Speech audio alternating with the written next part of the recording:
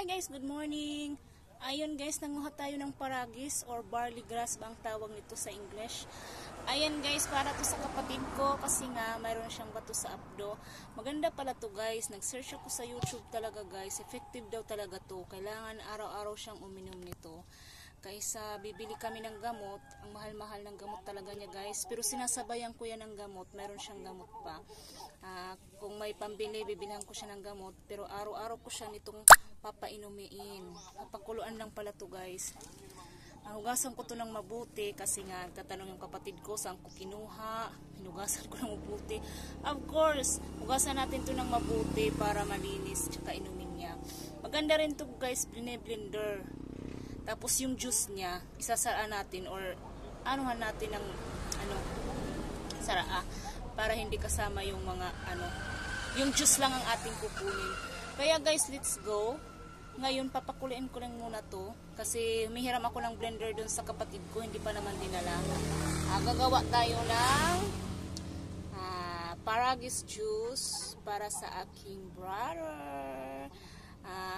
Alam ko kagabi, ginawang ko siya kagabi. Dinala ko doon, hinalo ko yung ganito at saka yung malunggay. Ayaw niya talaga pero sabi ko pilitin mong inumin yan kasi para sa kabubuti mo yan. Kasi nga babalik kami doon sa ultrasound after maubos yung gamot niya, yung 60 days. Sana guys, effective to at sana maging okay yung ultrasound niya kahit papano lumiit yung bato niya. Para guys, hindi na siya maoperahan, diba? Ngayon papakuluan ko to guys. Hugasan muna natin ng mabuti para maganda, malinis.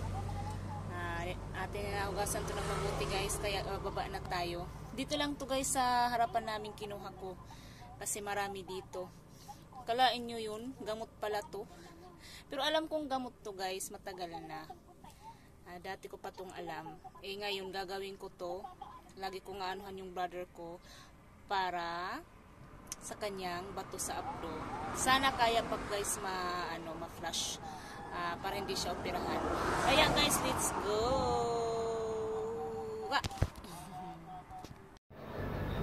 Ayan guys, hugasan na natin yung ating paragis leaves or paragis grass.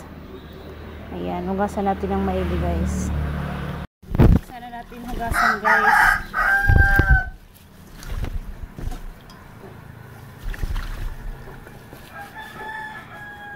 Dapat malinaw yung tubig hanggat malinis.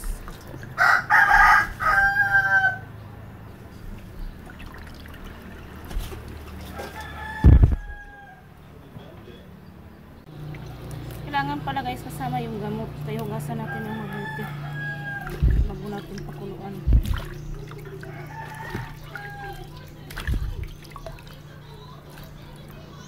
Diba?